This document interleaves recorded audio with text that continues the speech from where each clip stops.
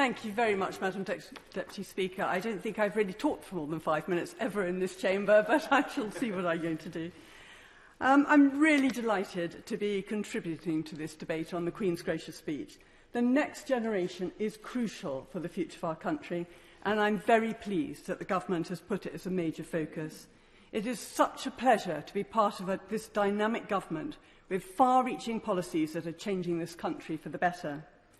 I think the Skills and Post-16 Education Bill is a great chance to upskill our country, as is the Lifetime Skills Guarantee.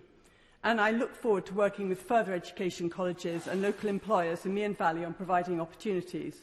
Already, Kickstart, another great policy that we've introduced to help young people into work, has been taken up by organisations and is a success.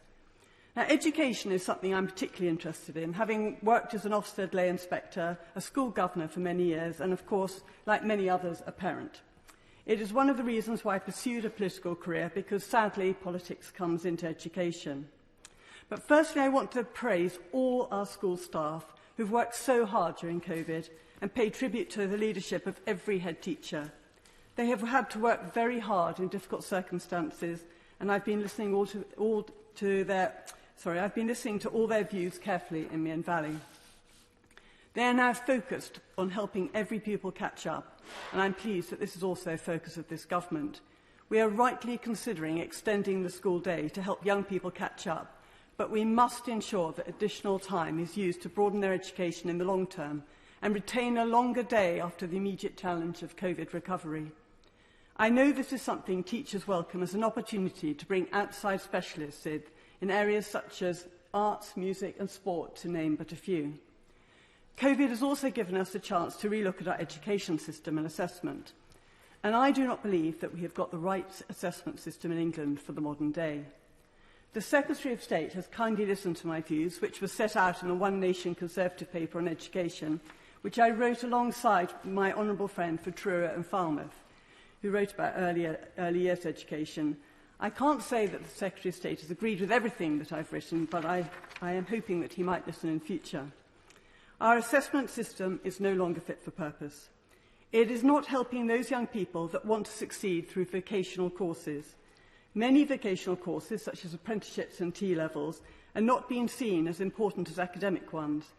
But if they were all put into a different assessment system, such as an all-encompassing national baccalaureate at 18, although I hope we would call it something else, parents, teachers and young people themselves would be more likely to push for qualifications that fit the person rather than pushing them into directions that they might not be keen on. I welcome the work that the National Baccalaureate Trust is doing on this and its consultation, and I hope that everyone with an interest in the matter will engage with it. We must make sure that this is seen as an opportunity to level up vocational and academic subjects and help end the negative perceptions about vocational and technical education. For instance, GCSEs, why are we still spending valuable education time on doing exams at 16 when young people stay in education or training until 18? We need an education system that provides a wide-ranging curriculum from 14 to 18 that enables young people to achieve their goals with recognition that their achievement is on the same par as others. And one of the issues that really struck me when visiting a further education college was the high percentage of young people that were doing maths and English GCSEs over and over again, failing each time but unable to move on until they passed them. We do need qualifications and examinations too, but there are much better ways to assess people than allowing them to fail in an area which is not suited to them. And we all know that education is the way out of poverty, but it doesn't have to be an academic education, but an education that is seen as valuable to employers and, more importantly, to life chances.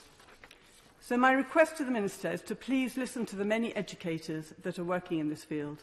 Our levelling up agenda is going to transform this country, and education is going to be part of that. So I'm incredibly excited about the future of this country. The Queen's speech has been very clear that this government has the right policies, and I'm looking forward to delivering on our promises. Thank you very much.